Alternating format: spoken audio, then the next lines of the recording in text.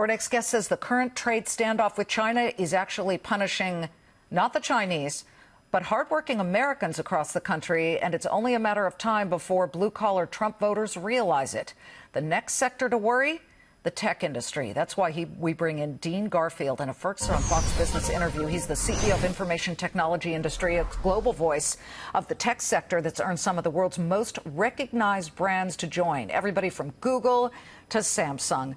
Good to have you, sir. First to this Thanks breaking news that happened starting this morning. Explain Google's timing here to us.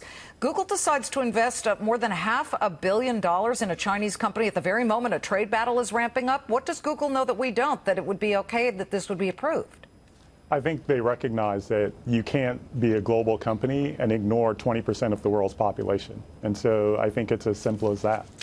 I want to get to your focus in a second about why you say that this trade war could hurt blue-collar workers, which are real supporters of President Trump.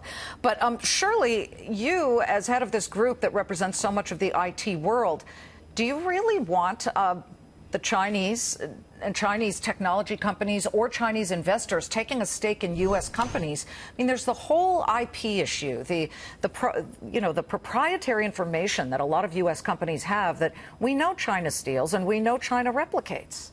Well, that's why we've said the president is asking the right questions but providing the wrong answers. It is true, and the president is absolutely right to press China to open its market. China has been abusing its privilege of belonging to the WTO.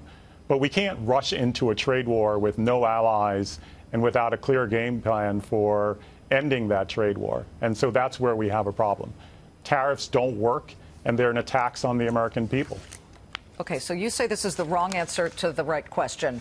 What is the right answer? Because a lot of people come up on this show and they say the president has a right to do this, but he's not going about it the right way. Negotiation. Here's what we're seeing with China.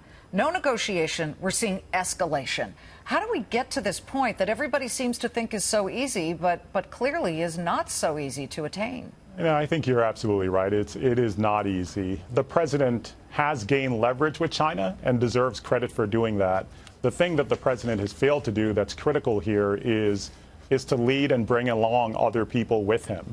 And so using Congress is moving forward legislation that would regulate how investments occur in China. Rather than acting unilaterally, we encourage the president to follow Congress's lead. Similarly, our allies around the world also have concerns about China. And so partnering with those allies in a multilateral front is the right approach. Well, IT doesn't necessarily mean blue collar. Why do you say that this will hurt blue collar families and workers in America? Because tariffs result in higher prices on the components of goods, which just get passed on to consumers. As well, China will retaliate. We're seeing that. So when the president announced tariffs on Friday, on Saturday, China announced that they're putting taxes on American goods coming into that market. Dean, thank you very much. And Dean says it's about an $18,000 hit to the American family if prices go up.